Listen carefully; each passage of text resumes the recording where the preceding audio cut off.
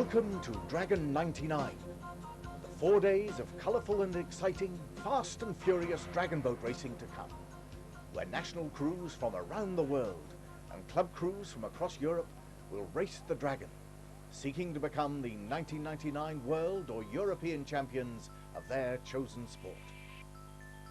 After many months of preparation, Dragon 99 welcomes nearly 1,200 competitors from 17 countries to the opening ceremony of the 3rd IDBF World Dragon Boat Championships on the banks of the River Trent.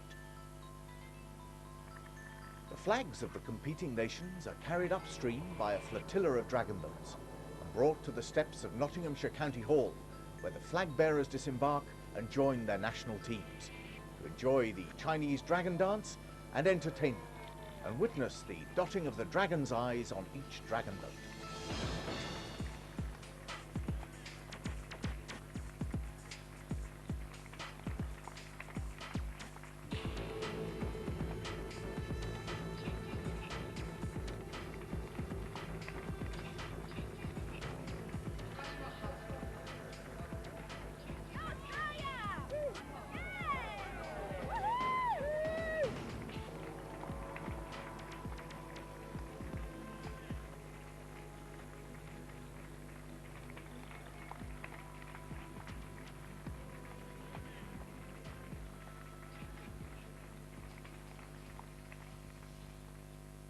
Dragon 99 is formally opened by IDBF President Liu Ji. 对参赛的运动员、教练员、官员表示热烈的欢迎。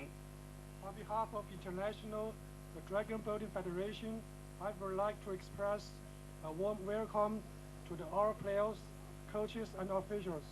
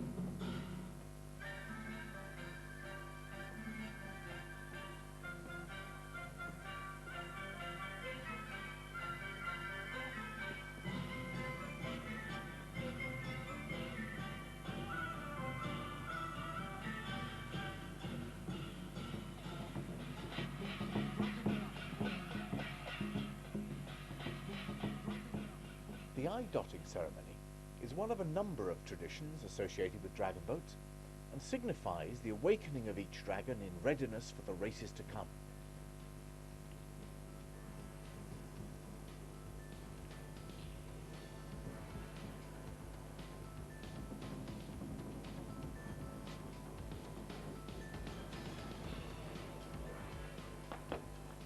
As darkness falls, and the opening ceremony ends with another Chinese tradition, the firework display, everyone's thoughts turn to the championships to come.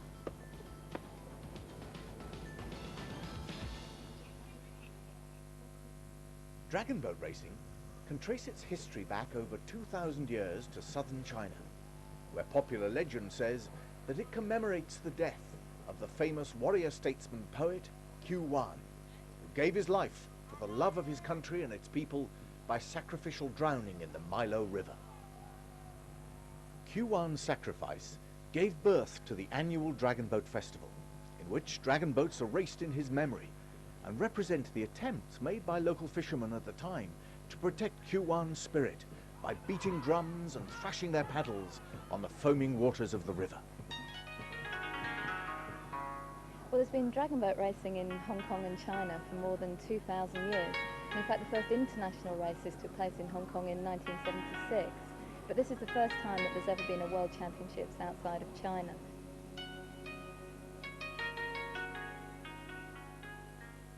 From the Hong Kong international races in 1976, racing dragon boats as a sport began to develop, and the modern era of dragon boat racing was established.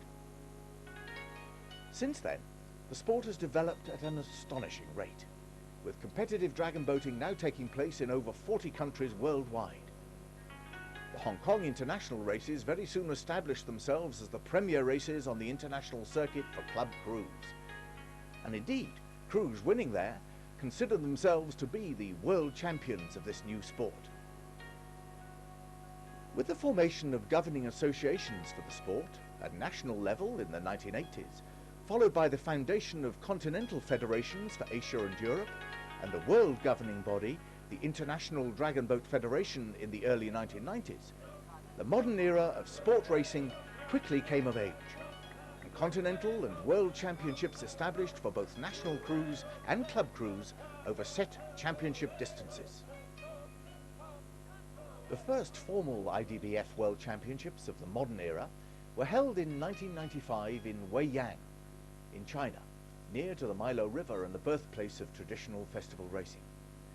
The second World Championships were held in 1997 in Hong Kong, the birthplace of modern sport racing. Well, I think it's quite incredible actually, because a lot of people still haven't heard about dragon boat racing, but there's actually 20 million paddlers worldwide, which is stunning when you think about it. And there's about 42 countries that have paddlers in them. So I think it's, you know, the newest water sport, if you like, although the history goes back over 2,000 years. I think it's growing and it's certainly spreading throughout the world. And an indication of that is the fact that the World Championships is here and that there are so many teams here supporting it. 3 race distances over 1,000, 500 and 250 metres. 3 racing classes in both the World and European Championships. The open class for all comers, the women's class for all female crews, and the mixed racing class in which crews have to have at least 8 female paddlers and no more than 12. 3 World Championship categories. The Premier category, the best competitors of any age. The Junior category, all competitors must be under 18 years old. And the Senior category, all competitors, drummer accepted, must be over 40 years old. Put them all together, and you have 120 races over 4 days of competition. This is Dragon 99. Take it away.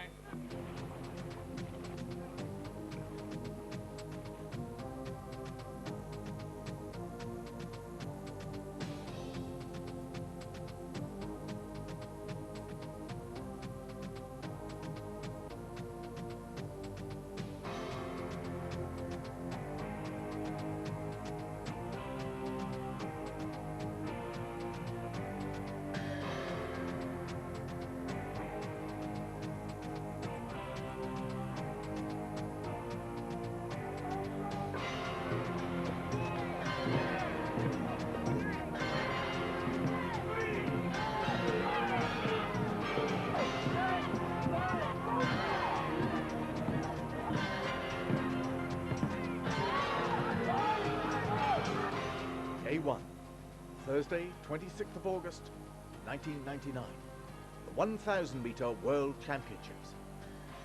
The preparation, anticipation and waiting are over. The racing has begun. Who will emerge as the first world champions of 1999?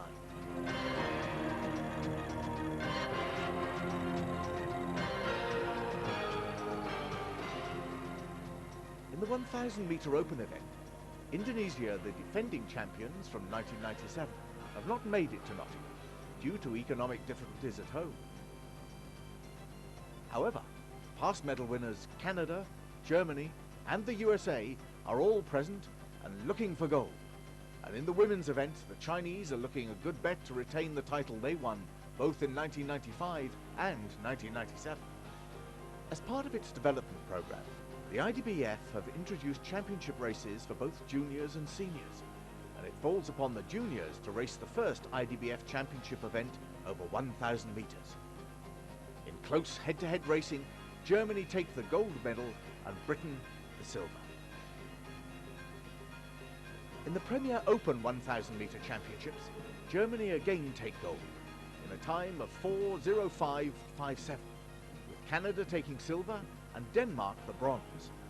Great Britain take 4th place, followed by the United States and Russia, a new country in world dragon boat racing. women's event, the Chinese storm home, 4:33.31, to complete a hat-trick of World Championship gold medals over 1,000 metres. Canada collect their second silver medal of the day, and the Great Britain women win the first World Championship medal for their country with a third place time of 4:48.43.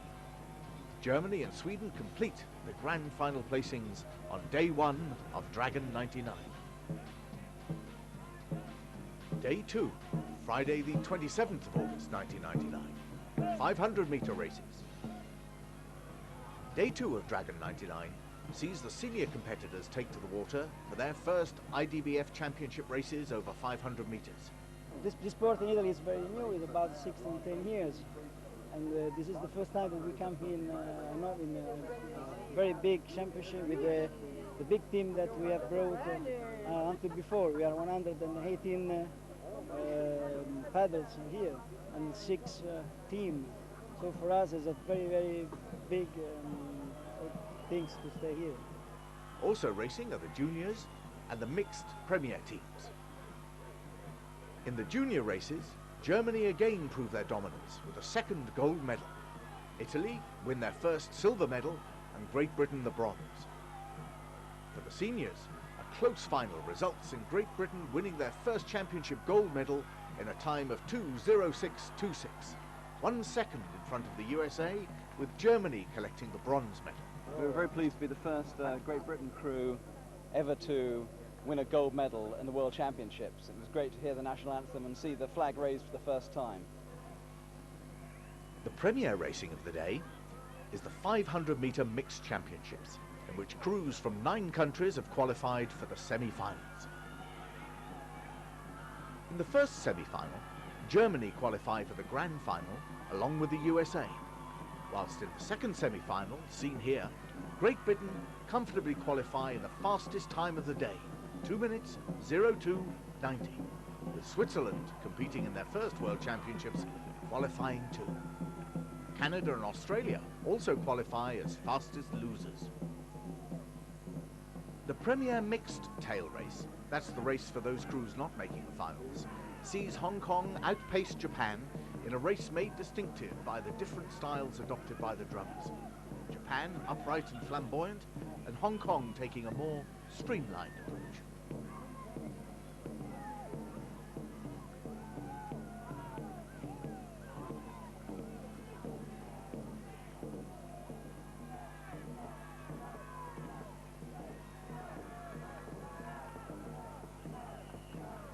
The Premier 500 mixed minor finals sees a triumphant South African crew winning their first ever final in 2 minutes 10.13 over the Netherlands and Sweden, a crew that won a bronze at the 95 World Championships at this distance.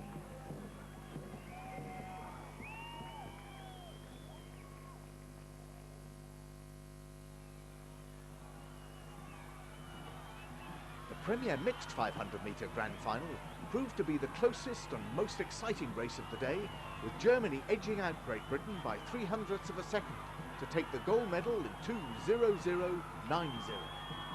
Switzerland, making their first appearance in a World Championships, took the bronze medal, with Australia, Canada and the United States completing the grand final lineup.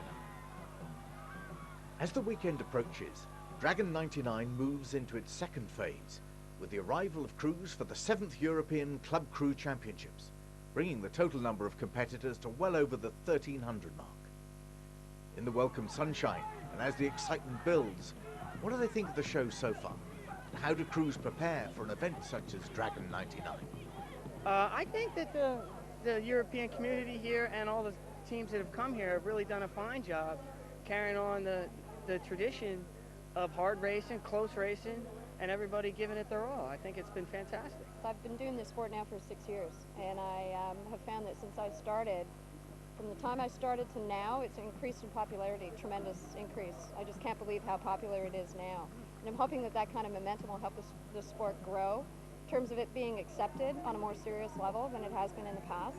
I think in North America in particular, it's difficult because some people treat it as recreational, but I think that feeling is changing.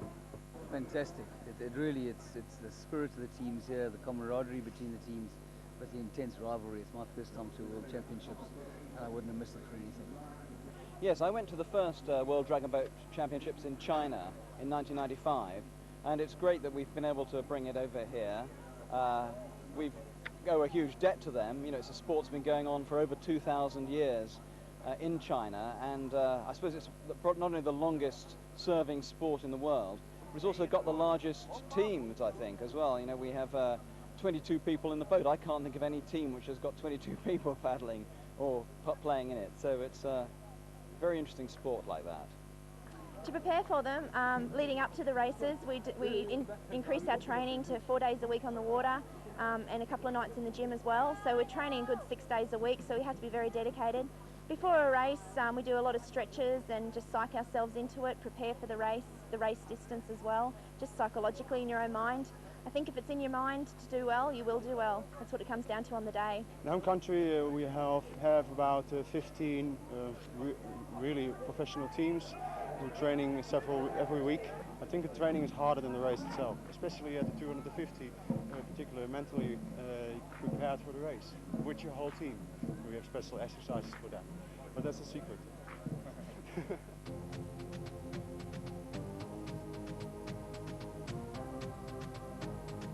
Day 3, Saturday the 28th of August 1999.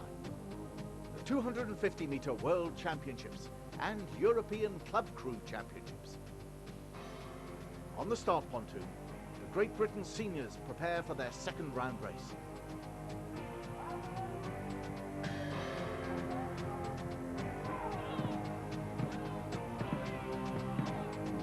They win in 1 minute 04:33, ahead of the USA and Canada. Italy wait to take on Sweden in their repechage of the mixed 250-metre championships and win in 1 minute 02:85.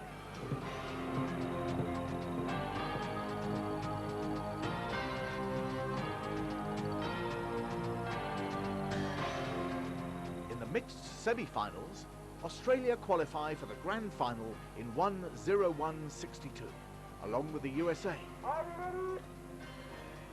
Attention, go!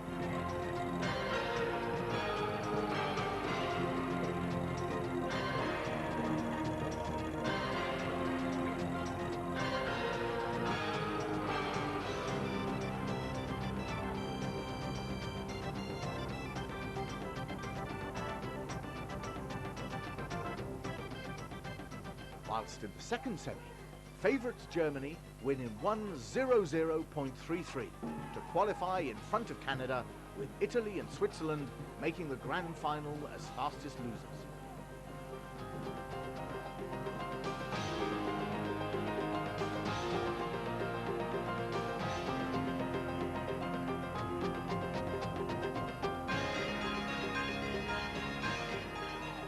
Not forgetting the European clubs, local favourites Nottinghamshire Anaconda win the 250-metre minor final in 1:04:05 from Hartlepool Powernet, seen here on the far side in lane 4.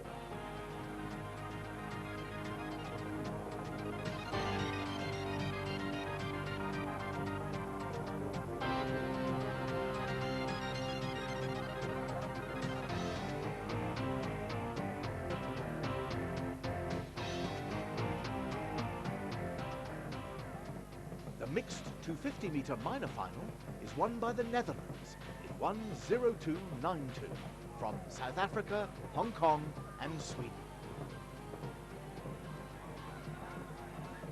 The morning's racing finishes with a mixed 250-metre grand final worthy of the name. Close race sees Germany explode off the start, but Canada, Australia and the USA match them paddle stroke for paddle stroke.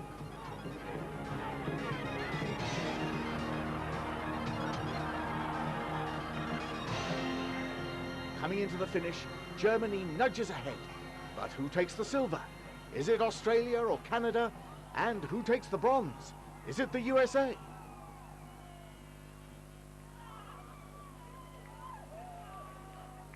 As the crews wait for the official announcement, it's time to congratulate each other and then wait to see who will celebrate.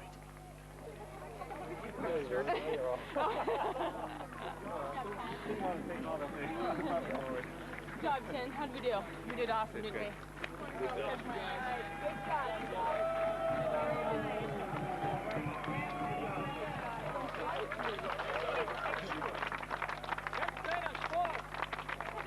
Perfect race, you guys. We put it all together, nailed it.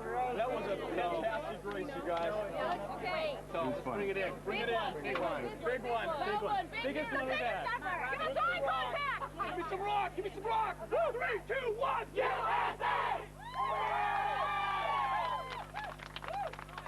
The magic of dragon boating for me, and I think for all of our team, for Australia, is the friendships that develop and the sportsmanship between all of the teams when they come together. There's no feeling like it when you're out on the water and you're competing and there's just a hunger in your belly to win, and then you get off the water and everybody is friendly, everybody's there patting you on the back, encouraging you. It's wonderful. All eyes turn to the electronic scoreboard. Confirmation comes. Germany takes gold, Canada the silver, and Australia the bronze. USA lose out on bronze by less than a second.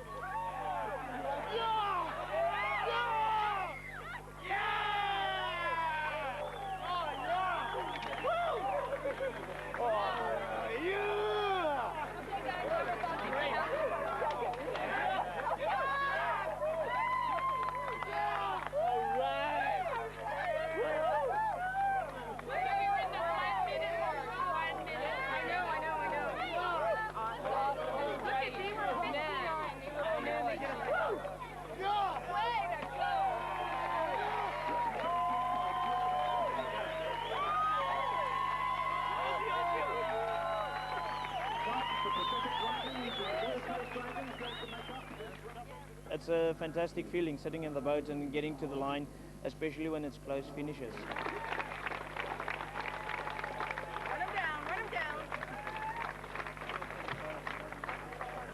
The atmosphere here is great. Everybody's been very friendly and very supportive of each other. I think we found all the teams to be friendly as well.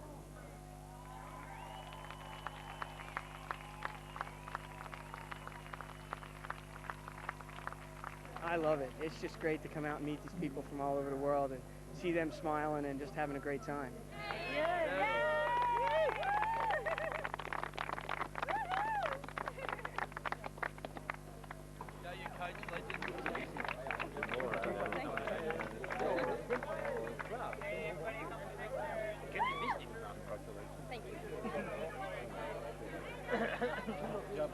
Oh, the camaraderie. I mean, just look around you.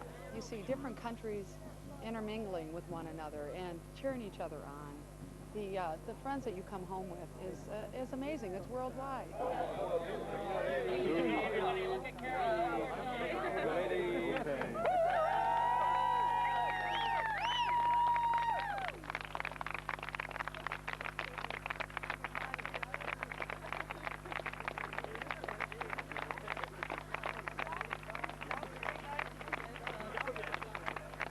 Dragon boat racing in this country has gone from absolutely nothing in 1987 to over 20,000 competitors a year. Most of those are in the fun category, but there's 2,000 or so serious crews as a national league. We're only restricted by the number of boats there are in the country and the number of weekends there are. Given good support from the likes of the Sports Council, there's no reason why there couldn't be 200,000 people racing dragon boats in the UK on any one year. A particular feature of the developing sport in the UK, as in the rest of the world, is the growth in women's racing. Take me through a race. What's going through your mind when you sat there waiting to go? Oh, God. Change after China. Right. Change.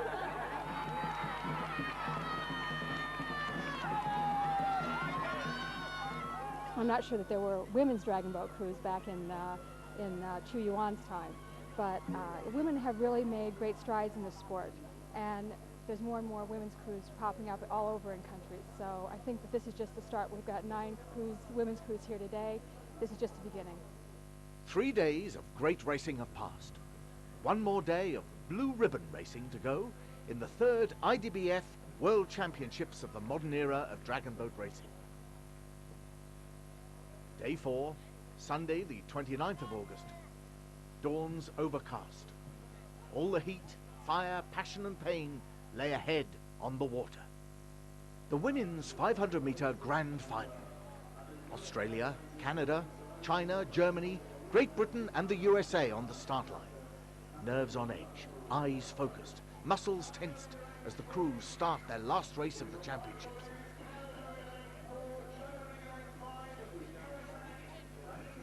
China take an early lead, but Canada, past silver medal winners, and Great Britain make a race of it. Halfway, and China begin to pull ahead. Canada and Great Britain racing paddle to paddle for second place.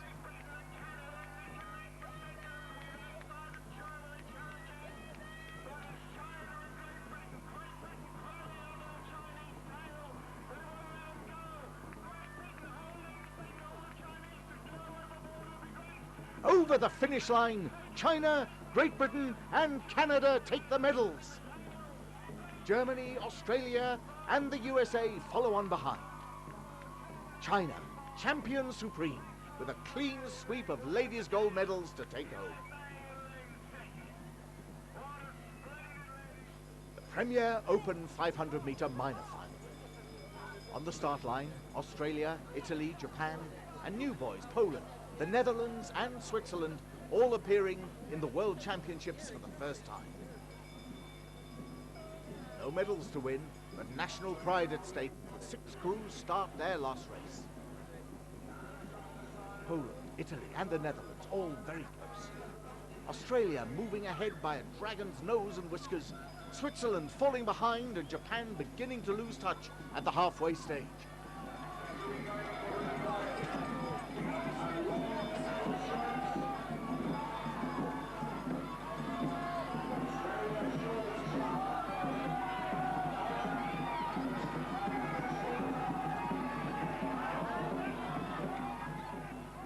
Muscles aching, paddles getting heavier, the finish line in sight. Australia take first place in 2:03.89. Poland a close second in 2:04.15. The Netherlands in third place. The Premier Open 500-meter grand final. The last race of the championship, the blue ribbon race of the Blue Ribbon Day. On the start line, Canada, Denmark, all conquering Germany, Great Britain, Hungary, appearing in their first World Championships, and the defending champions, the USA, who will take home the gold.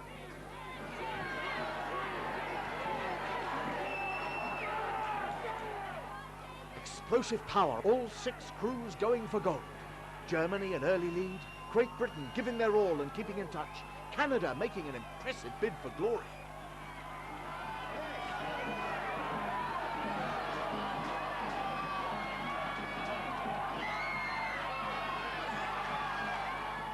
USA behind the new boys, Hungary, Denmark holding their own. Paddle for paddle stroke, Great Britain and Germany move to the front of the pack.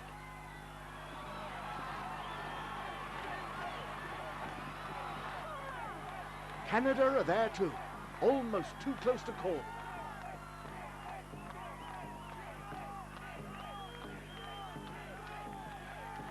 And over the line, arms held high, Great Britain take the gold in 1:58.12.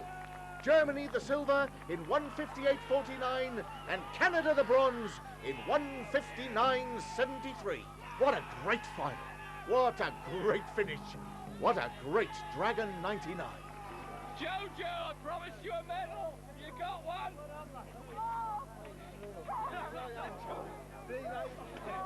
You old fart, wasn't it worth it?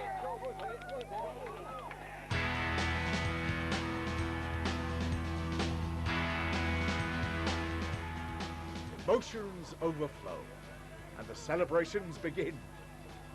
What memories will the paddlers take home from Dragon 99? Listen, watch, and remember.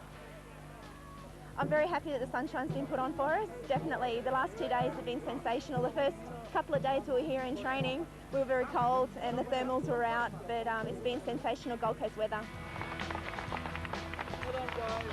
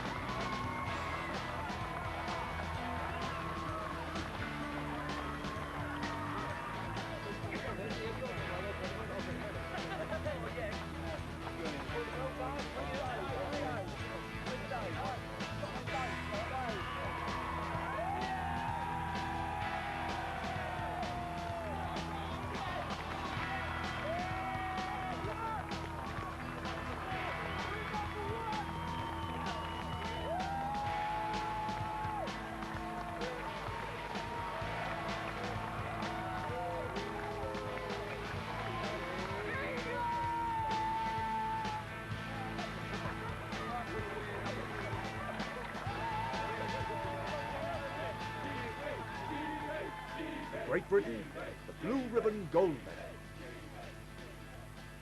For Germany, the Nations Cup as the best nation overall.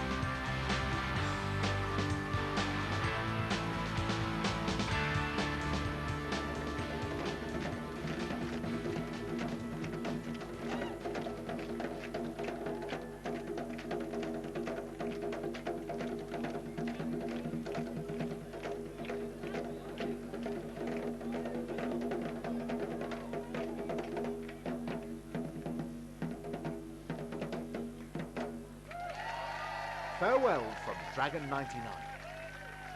And hello to the USA 2001.